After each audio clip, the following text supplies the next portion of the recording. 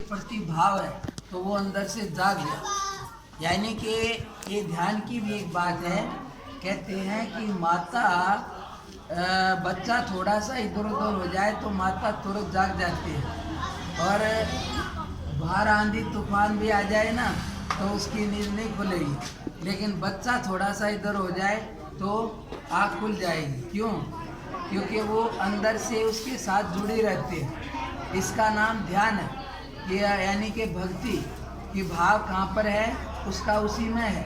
कि कहीं भी काम लगी है कोई दूसरा भी, अब वो उस काम के लिए यशोदा मैया गई है, लेकिन फिर भी उसका भाव है अगर ऐसा हो गया होना, बच्चा उठ गया होना, तो वो उसके साथ जुड़ी रहती है। तो इसी से लेकर के कहते हैं कि वो जैसे उसमें भाव रखे रही तो प्रेम आ गया, तो भगवान भी सोता नहीं रह सका, वो भी उठ करके आ गया और गोद में आके बैठ गया।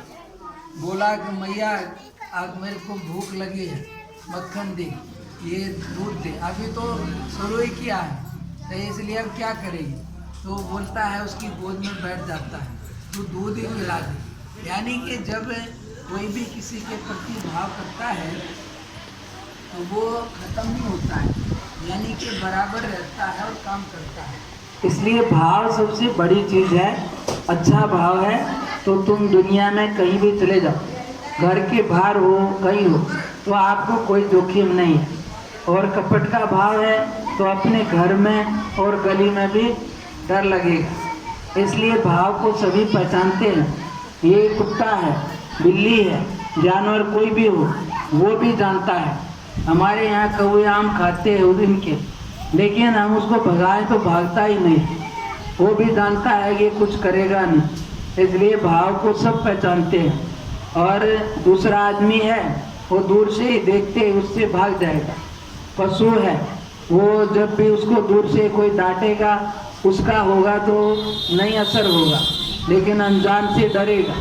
बच्चा भी उसके माँ बाप उसको कुछ भी बोले नहीं वो करता, जानता है ये ऊपर से बात करते हैं, लेकिन दूसरा अनजान आ जाए तो दूर से ही डर जाएगा। तो वो भाव से सभी चलता है। इसलिए कहते हैं कि भगवान का भाव रख करके तुम कार्य करो तो कार्य तो फिर भी वही होगा।